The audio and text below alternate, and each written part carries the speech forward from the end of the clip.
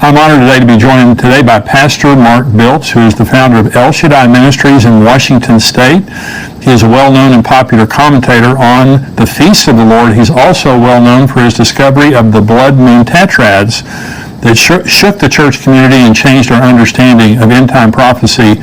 Mark has authored several best-selling books, including the one we'll be talking about today, Decoding the Antichrist and the End Times. Pastor, thank you for joining me today.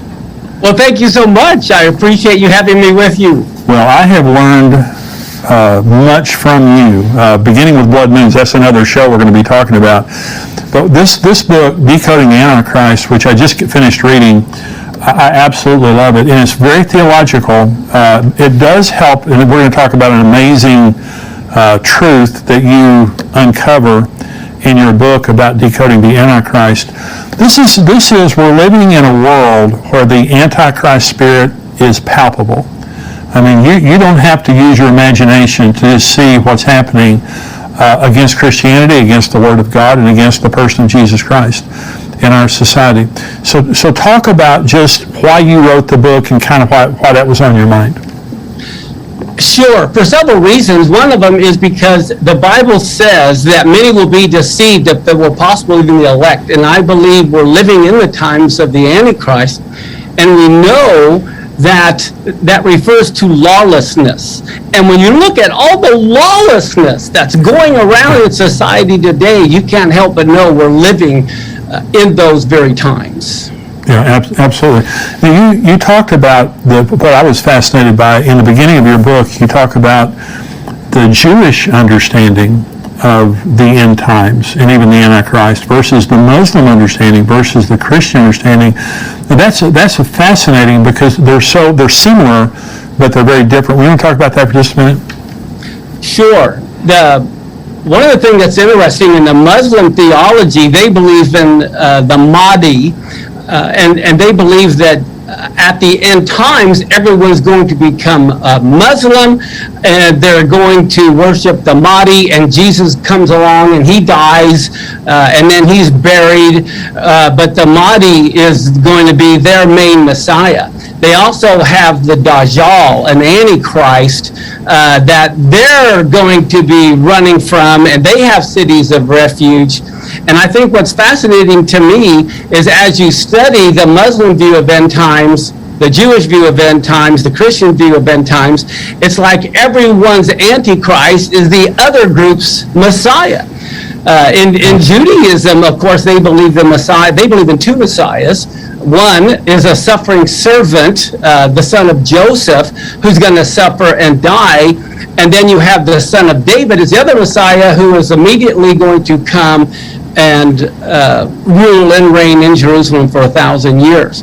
So it's fascinating to compare them. And then Christianity, of course, we're waiting for an Antichrist. Right. Now, we're going to talk in just a minute about who that Antichrist is. We're going to talk about a person in the Bible that you kind of identify as a type of Antichrist, which is shocking, I want to say, but very accurate. Talk about Ecclesiastes 1:9, because I think in the Western mind, when something has happened, it's like predestination. When something has happened, it's not going to happen again. Exactly. But you're very acute to the Jewish Eastern mind, and to them, when something happens, it has to happen again. Talk about that. Sure. What it says there is that which has been is that what will happen. What's been done is what will be done. There's nothing new under the sun. And so for me, we have to realize that history repeats itself. So often in Christian prophecy or prophetic thinking, they think, oh, it's happened, it won't happen again, let's move on. That's a Greek mindset, as if prophecy is like a checklist. But what you have to remember is if it happened before, it's going to happen again. It's more like a spiral going up where you have a different perspective. The events may change, the players may change, but it's the same thing happening over and over. Many people don't know, but Matthew 24, which is a famous end time chapter, as you very well know, actually is a story of Hanukkah happening again. That's absolutely amazing. So explain Hanukkah, and this, because we're in that season right now. Talk about Hanukkah and how all that happened. Sure, Hanukkah happened, first off, many people say Hanukkah's not in the Bible. It's all over in the Bible. Yeah. First off, Hanukkah just means dedication. And they dedicated Moses' tabernacle. They dedicated Solomon's temple. They were all Hanukkah. Well, in 167, 168 BC is when Antiochus Epiphanes with the Syrian Greeks set up the abomination of desolation in the temple. And this is, you'll notice in John chapter 10, Jesus / Yeshua, he kept the Feast of Hanukkah. Many people don't know, but it says it was the Feast of Dedication. It was winter. He was in Solomon's porch. Well, that's Hanukkah. Yeah. And so even Yeshua was there at the Feast of Dedication, and I believe that's when he was conceived, and also it was during Hanukkah that the flood rain stopped and the rainbow first appeared. Wow, that's amazing. So if it happened before, it's going to happen again. You talked about Haman and Purim. Yeah. And so talk about that for just a minute. Sure, there's a big difference between Haman and Purim versus Antiochus Epiphanes and Hanukkah. If you remember, this is all about the book of Esther, is Haman and Right. the Feast of Purim. Well, if we don't understand Purim and Hanukkah, we won't really understand what prophetically is going to be happening again. Haman, the big thing for him was annihilation. Kill all the Jews, I don't care what. Well, Hitler was a type of Haman. Sure. His whole thing was wipe out the Jews. So there you see another repeat in history. Well, after Haman, we have the story of Hanukkah. Well, Hanukkah is all about assimilation versus annihilation. So for them, hey, look, you can keep your Jesus, you can keep your God, but you have to ultimately also worship this God that we are presenting. And so for me, this coming Antichrist, of course, the Antichrist spirit's been with us for 2,000 years. Sure. But I believe his whole thing is going to be assimilation. Of course, then if you don't assimilate, he'll annihilate you. But that's the big difference between Purim and Hanukkah. One is annihilate God's people.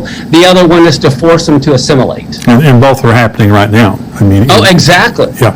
So let's talk about replacement theology, because this has been something that has plagued the church, since the Middle Ages, I guess, maybe even before that.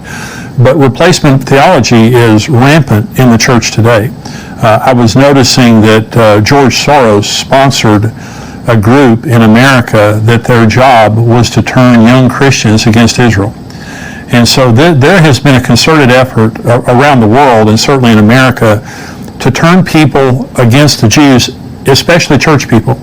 And so talk about replacement theology and the dangers of replacement theology. Oh, I'd love to. The thing about replacement theology, it teaches that the Christians have replaced the Jews. Right. Well, if you remember the story back in Genesis, Ephraim and Manasseh, Joseph's two children, were grafted in one sense, to Israel. He said, look, these are going to be my sons, and anyone after them will be yours. Well, when they were grafted in, they didn't replace all the other brothers. They were added to the other brothers. Well, it's the same thing today. The church can never replace Israel. One of the things that's so sad, if you remember, at the golden calf, God was going to destroy Israel.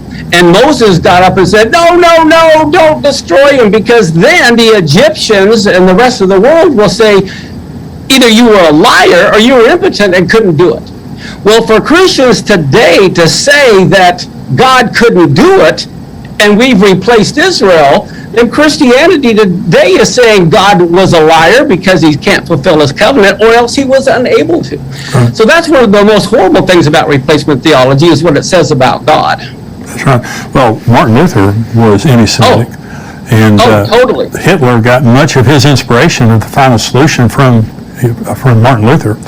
And so, the danger of this, and I tell people the story of how I fell in love with Israel. I grew up in Texas, West Texas. I never knew a Jew, and I had never heard of Israel. And I got saved when I was 19, and my wife and I went into a Christian bookstore, and I saw a poster on the wall that had a menorah, and it had one word, Israel. And it's like I had seen the most beautiful woman in the world, and I fell totally in love. And I went up to the manager of the bookstore at the counter, and I pointed over to that poster on the wall, and I said, I didn't know how to say Israel. I thought it was Israel. And I said, that Israel thing on the wall, what is that? He said, well, that's Israel. And I said, I don't know what that is. He said, well, it's a country in the Middle East. I said, okay. And he said, well, that's where Jesus lived. And I said, really? He said, yeah. That's how I fell in love with Israel. And so I didn't know anything about it. I mean, it was totally 100% madly in love with Israel. So the first time I heard someone make a comment against the Jews, it was just like you're talking about my mother. You know, you're just talking about someone I love. So it was a supernatural experience for me, but I've been shocked by how much of the church has been affected by this. And I was at a funeral last week, Marcus Lamb's funeral, the Daystar Network. Right. I was at his funeral. Pastor John Hagee was talking, and he loves Israel very much, and he said, the most important promise in the Bible is, I will bless those who bless you, and I will curse those who curse you. And you look at world history, there has never been a nation in the history of the world blessed that cursed Israel or came against Israel. And of course, this week, the United Nations has sent 6 different censures against Israel. And it's interesting that we see the tornadoes in America. There's a correlation between acting against Israel and some of the natural disasters we see. Now, I want you to talk about Shemitah. Now, this is absolutely, I want to talk about Solomon, and I want to talk about Shemitah for the rest of the program.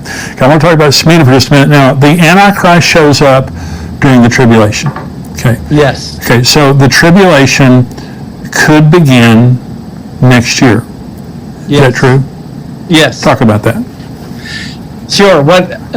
I think pretty much every one of your listeners are familiar with the book of Daniel and Daniel's 70 weeks. The whole reason that they were in Babylon for 70 years is because Israel did not keep the Shemitah cycle. As far as the 7th year, they didn't let the land rest. They didn't let go all of the debtors, set them free. And so they didn't do that for 490 years. They never rested on the 7th year. And so this is why they were in captivity for 70 years, God says, so the land could get all of the rest it missed at one time. God was very adamant about them keeping that 7th year. And King Zedekiah, right before the temple was destroyed, it was a Shemitah year. Wow. And it says in Jeremiah that he had set the captives free. He decided, well, we better follow God or Babylon's going to overcome us. And so they set all the captives free. For the first time in 490 years, they let them free. Well, then what happens? Egypt comes along to help Israel fight off Babylon. Nebuchadnezzar retreats. Well, Israel end up giving Egypt the credit instead of God credit. And so they put all the people back into captivity, which is why the very next year, the first year of the Shemitah cycle is when the temple was destroyed.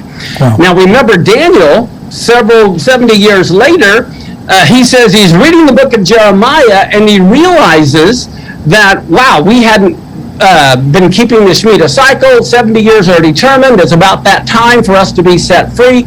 And so he's praying like crazy. And so then you see the Daniel 70 weeks. Well, I believe everyone knows there's 1 week left, and a week refers to a 7-year time period. Right. Well, here's the thing that's shocking, that's so simple and yet so profound. Daniel was Jewish, okay? And so the 7-year cycle he's talking about is a Shemitah cycle. And we know that it refers to the tribulation. Well, the tribulation has to begin the first year of a Shemitah cycle because Daniel's Jewish. This is the way he thinks. As you said, next Rosh Hashanah, next fall, begins a new 7-year cycle. So that is a huge possibility. The tribulation could begin next fall. Now, if it doesn't, it can't begin for 7 more years because it's not going to begin in the middle of a Shemitah cycle.